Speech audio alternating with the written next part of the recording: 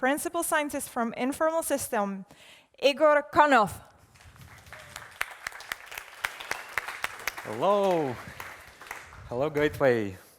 It's nice to be here. Here's a timer, that's good. So let's talk about executable protocols. Let's talk about the future. I hope you will use what we are doing. I'm going to introduce you Quint. It's a new specification language that we have been developing at Informal Systems. So when I joined Interchain Foundation some time ago, the research group at Interchain Foundation, which later became Informal Systems, I was onboarding myself to blockchains. And I was very excited to read all this news about a company X announcing a distributed protocol Y. Nice, I want to see protocols. But then I would usually see this picture. You cannot see much, right? But anyhow, so there would be an awesome white paper that would describe ideas and maybe some economic incentives of this protocol. And there will be code, thousands lines of codes, 10,000 lines of code. And I would ask myself a question, where are the protocols, right? So why do I want to see a protocol? Well, because in many cases, you actually don't need the source code to understand that your protocol is doing something wrong. For instance, here, if you see that Alice deposits 100 tokens and then she immediately gets 150 tokens back, you probably believe that it's not the right protocol, it's not the right thing you want to do. So in many cases, you actually don't need to look at the source code to understand that something fishy is going on. That's why we want to see protocols, not just the source code. But we are better than that in Cosmos, right? We have protocols. Can somebody tell me, do we have protocols in Cosmos? Yes? No? Which ones? OK. I'll give you an answer. Interchain standards, IBC, they're protocols, right? You have a description. It's not just the source code. There is some English description and some pseudocode. So let's have a look at one of them. Let's have a look at ICS-20, the token transfer. That's probably what you have seen before. You have some text in English. You have some pseudocode in TypeScript, Golang, or whatever, what have you. There is only one small problem. These protocols are actually not executable. They're not the source code. That's why you guys are looking at the source code, right? Because you cannot execute this stuff, right? So why do we want this stuff to be compilable, executable, like a programming language? Because you can do small, strange things with English specifications. Like here, there is a typo, right? We have been using a wrong identifier instead of acknowledgement, we're using ACK. And that's not a big deal, right? But if you, for instance, replace and with or negation, you wouldn't be able to see it in an English written text. Maybe ChatGPT can help you in the future, but now it cannot, right? So that's why you want to have some kind of executable protocols. So speaking of ICS-20, how do we understand it? I don't know how you understand it, but I would write some kind of scenarios on the whiteboard or a blackboard. For instance, here is one of the scenarios when Alice transfers 100 atoms or tokens. No, sorry, she has 100 tokens. She transfers 20 atoms to Bob, which go to the escrow account. There is a packet timeout. And then she gets these 20 tokens back. And that's only one of the scenarios. There are plenty of them. There are unhappy executions, happy executions, and you can just draw the whole day, right? How do you understand this protocol? Wouldn't it be much better if you could execute this protocol like this? If you could just go to an interactive environment like REPL, execute transactions as you see them kind of on the blackboard, and inspect the state without having thousands lines of code. That's what Quint is about, right? Quint allows you to do exactly this. It allows you to have small specifications of your protocols, make them interactive, and do other things. So that's basically the motivation. That was a long introduction why we want to have Quint. And these are the main points why we have been designing this language. We want to enable you to have fast experimentation with your protocols, even before you implement them. We want to help you to have better onboarding experience without looking at thousands of lines of code. You can simulate your protocols, and all you need for that is just NPM, the NPM package manager, which will download a lot of stuff, of course, but it's just NPM.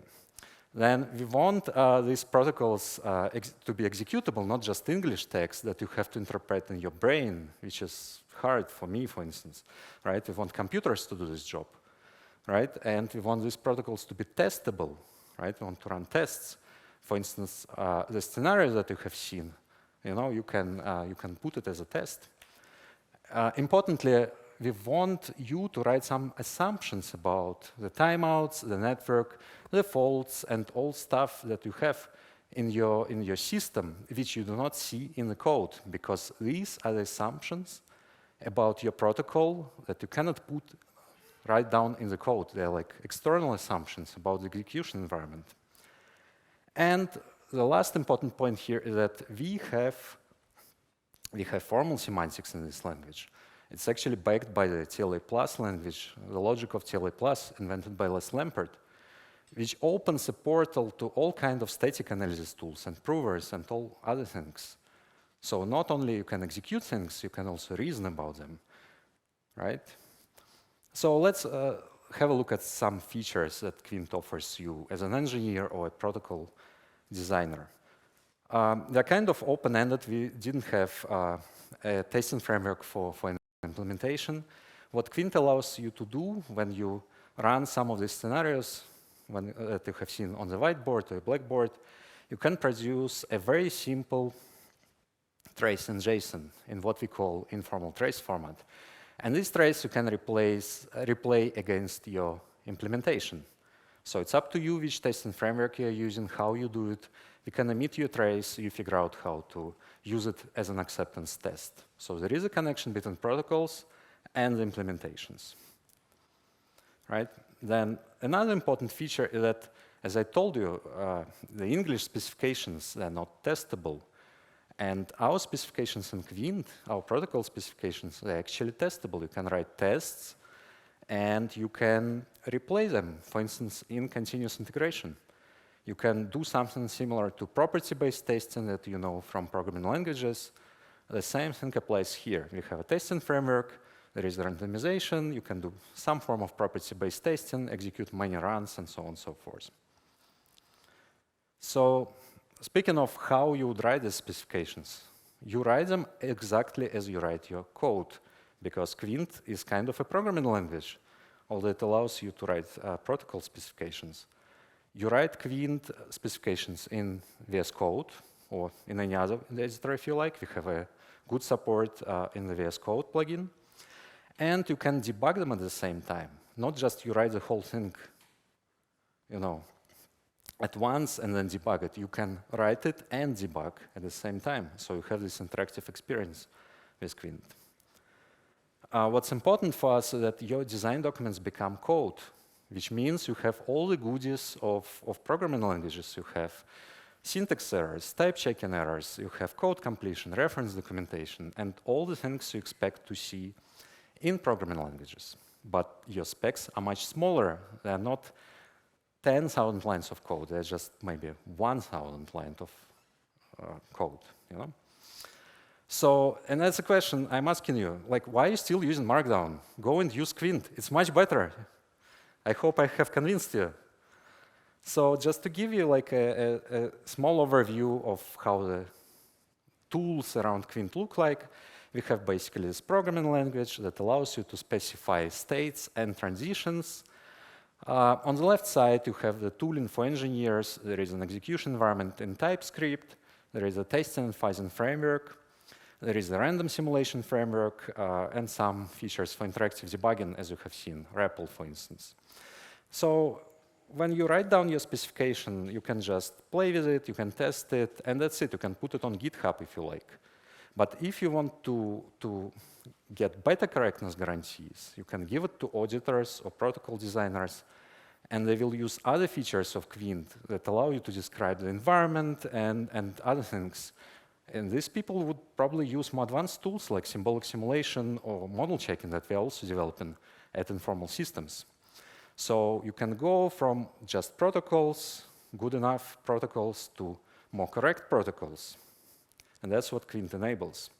I will not talk about all the tools. I will just quickly talk about the Quint simulator. We have found this tool super useful. We have controlled random simulation, similar to property-based testing, if you know what it is. It's trying multiple runs. It can try thousands, 10,000 of runs, and more. Basically, it picks some data at random from selected sets. It picks some actions or transactions at random, and so on and so forth. The good thing is that it's platform independent. It doesn't require Docker, whatever libraries, just NPM again, right? And it's a single process. And we even know how to run it in parallel. So instead of running your simulator for a day, for instance, you can run it in 5 minutes. Who would like to do that? Who would like to run the simulator in 5 minutes instead of 1 day? I would like it, yeah? Who would pay for that? Huh? Good. There are some people here, that's good. Then let's talk later. So yeah, if you have any questions about what I'm talking about, actually, let's talk later. So Quint is a relatively new language. Actually, logic behind Quint is again, as I told you, based on CLA+.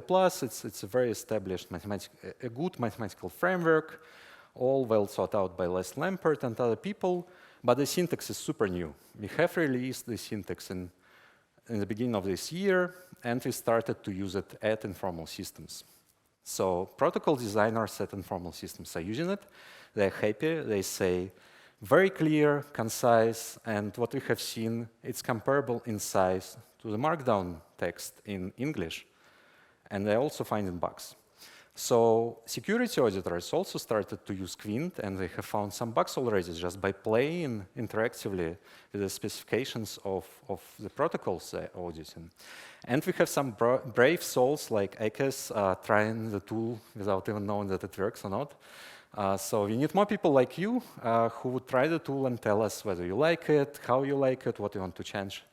So please try it. We will be happy to hear from you. So if you want to try it, we have the VS Code plugin. We have the GitHub repository. It's Informal Systems/Quint. Just go there. We have interactive tutorials in VS Code, in CodeTour, and we have non-interactive tutorials if you just like to read Markdown. Yep. Try it. Tell us what you think. So here's the team behind Quint. It's actually 5 people. It includes Jure Kukovec, Sean Federer, Gabriela Moreira, Thomas Pani, and myself.